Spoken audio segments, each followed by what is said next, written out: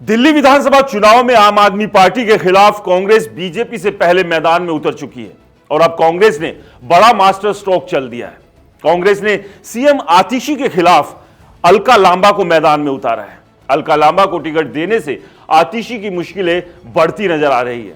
इसके साथ ही कांग्रेस ने दिल्ली की 10 विधानसभा सीटों पर आम आदमी पार्टी के खिलाफ चक्रव्यूह भी रच दिया है, जिसे पार कर पाना फिलहाल अरविंद केजरीवाल के लिए थोड़ा मुश्किल भरा है।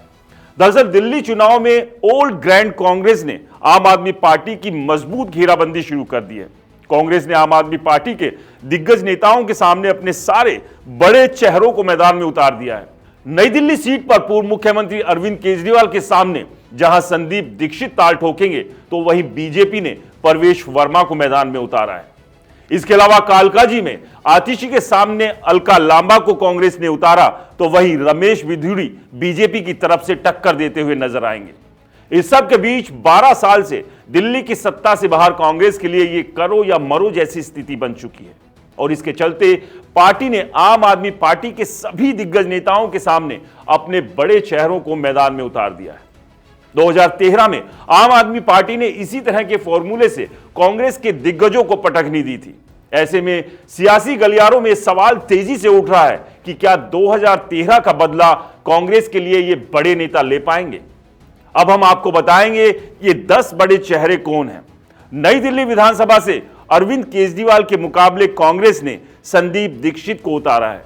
संदीप दीक्षित आपको याद होगा दिल्ली की पूर्व मुख्यमंत्री शीला दीक्षित के बेटे हैं। नई दिल्ली की सीट एक वक्त में दीक्षित परिवार का गढ़ थी। हालांकि 2013, 2015 और 2020 के चुनाव में कांग्रेस यहां से लड़ाई कभी नहीं जीत पाई।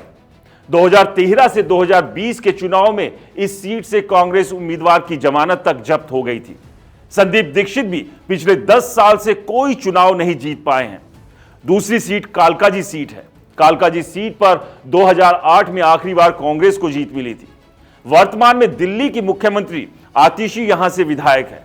कांग्रेस ने अलका लांबा को यहां से आतिशी को चुनौती देने के लिए अलका लांबा को मैदान में उतारा है। अलका लांबा महिला कांग्रेस की राष्ट्रीय अध्यक्ष पद पर कार्यरत है। यह सीट कांग्रेस के लिए सेफ नहीं रही है। 2020 और 2015 में यहां से कांग्रेस उम्मीदवार की जमानत तक जब्त हो चुकी थी। दोनों ही चुनाव में बीजेपी उम्मीदवार दूसरे नंबर पर रहे थे, तो वहीं दूसरा बड़ा दांव अलका लांबा के रूप में कांग्रेस ने रखा है। तीसरे चेहरे की बात करें तो पटपटगंज विधानसभा सीट से चौधरी अनिल कुमार को कांग्रेस ने उम्मीदवार घोषित किया है। अनिल कांग्रेस के पूर्व प्रदेश अध्यक्ष रह चुके हैं। पटपटगंज सीट से पूर्व विधायक अनिल 2015 में आखिरी बार यहां से चुनावी मैदान में उतरे थे। उस वक्त उनकी जमानत तक जब्त हो गई थी। बीच में ही कांग्रेस के हाथ के पंजे के निशान पर यहां से लक्ष्मण रावत उतरे थे। वहीं बीजेपी के उम्मीदवार यहां पर 3000 वोट से पिछड़ गए थे। लोकसभा चुनाव में पटपटगढ़ सीट पर बीजेपी को बढ़त मिली थी। आम आदमी पार्टी की तरफ से पटपटगढ़ सीट पर अवध ओझा को उम्मीदवार बनाया गया है और वहीं चांदनी चौक सीट की बात करें तो कांग्रेस ने आम आदमी पार्टी के प्रहलाद सिंह के मुकाबले मुदित अग्रवाल को चुनावी मैदान में उतारा है। मुदित कद्दावर नेता जयप्रकाश अग्रवाल के बेटे हैं। 2020 में इस सीट से अलका लांबा कांग्रेस की तरफ से चुनाव रण में थी, लेकिन उनकी जमानत जब्त हो गई थी। चांदनी चौक जयप्रकाश अग्रवाल का गढ़ है। अग्रवाल को लोकसभा चुनाव में भी इस सीट पर बढ़त मिली थी। ऐसे में आम आदमी पार्टी को यहां टेंशन झटका लग सकता है। अगली सीट बल्ली मारन सीट है। इस सीट की बात करें तो आम आदमी पार्टी ने दिल्ली सरकार में मंत्री इमरान हुसैन को टिकट दिया है। यहां से कांग्रेस की तरफ से हारून यूसुफ मैदान में है। यूसुफ भी शीला दीक्षित की सरकार में मंत्री रहे। अगर आपको याद होगा तो 2020 के चुनाव में यूसुफ इस सीट पर तीसरे नंबर पर रहे थे। आम आदमी पार्टी के इमरान को 64% वोट मिले थे। बल्ली मारन की इस चुनावी सीट पर अगर देखें तो हालिया लोकसभा चुनाव में आम आदमी पार्टी को बढ़त थी।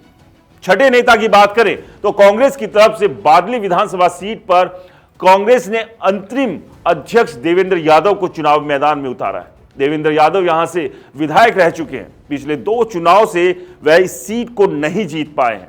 आम आदमी पार्टी के उम्मीदवार अजेश यादव को 49% वोट मिले थे। अजेश इस बार भी आम आदमी पार्टी के सिंबल पर चुनावी मैदान में है। लोकसभा चुनाव में यहां से बीजेपी को बढ़त मिली थी। 2020 के चुनाव में बीजेपी बादली सीट पर दूसरे नंबर पर रही थी। उसे यहां करीब 28% वोट मिले थे। और वहीं द्वारका विधानसभा सीट पर आम आदमी पार्टी की तरफ से विनय मिश्रा चुनाव मैदान में है। कांग्रेस ने यहां से लाल बहादुर शास्त्री परिवार से जुड़े आदर्श शास्त्री को चुनावी मैदान में उतारा था। आदर्श पहले भी यहां से चुनाव लड़ चुके हैं। 2020 में आदर्श का यहां पर 6,757 वोटों का आंकड़ा था। चुनाव जीतने वाले आम आदमी पार्टी के विनय मिश्रा को 71,000 के आसपास वोट मिले थे। हालिया लोकसभा चुनाव में बीजेपी के उम्मीदवार को यहां से बढ़त मिली थी। सीलमपुर विधानसभा सीट से चौधरी मतीन अहमद के बेटे चौधरी जुबैर को आम आदमी पार्टी ने उम्मीदवार बनाया है। जुबैर को टिकट देने की वजह से आम आदमी पार्टी ने इस समय सिटिंग जो उनके विधायक है अब्दुल रहमान का टिकट काटा है। रहमान इसके बाद से कांग्रेस में आ गए हैं। रहमान को कांग्रेस ने सीलमपुर से उम्मीदवार बना दिया है। सीलमपुर सीट एक वक्त में मतीन अहमद का गढ़ थी। मतीन यहां से निर्दलीय भी चुनाव लड़ते थे तो जीत जाते थे। अब इस बार देखना दिलचस्प होगा कि अब्दुल रहमान मतीन के बेटे को वह मात दे पाते हैं या नहीं। खैर अगली सीट पर चलते हैं। अगली जो सीट है वो है वजीरपुर विधानसभा सीट और यहां से कांग्रेस की तरफ से रागिनी नायक को मैदान में उतारा गया है। वजीरपुर सीट पर आम आदमी पार्टी की तरफ से राजेश गुप्ता चुनावी मैदान में है। राजेश गुप्ता 2015 और 2020 दोनों ही चुनाव में जीत हासिल कर चुके हैं। रागिनी नायक कद्दावर नेता है, मुखर वक्ता है, कांग्रेस की राष्ट्रीय प्रवक्ता है। हालांकि इस सीट पर कांग्रेस का जनाधार काफी कमजोर है। 2020 और 2015 उठाकर देखें तो यहां कांग्रेस के उम्मीदवारों की जमानत तक जब्त हुई है। इस बार मुकाबला कैसा होगा, रागिनी क्या कमाल कर पाती है, देखने वाली बात होगी। आम आदमी पार्टी के कद्दावर महिला नेता के रूप में वंदना कुमारी के सामने कांग्रेस ने परवीन जैन को मैदान में उतारा है। शालीमार गार्डन की सीट 1993 में गठित हुई थी और इस सीट पर कांग्रेस आज तक चुनाव नहीं जीत पाई है।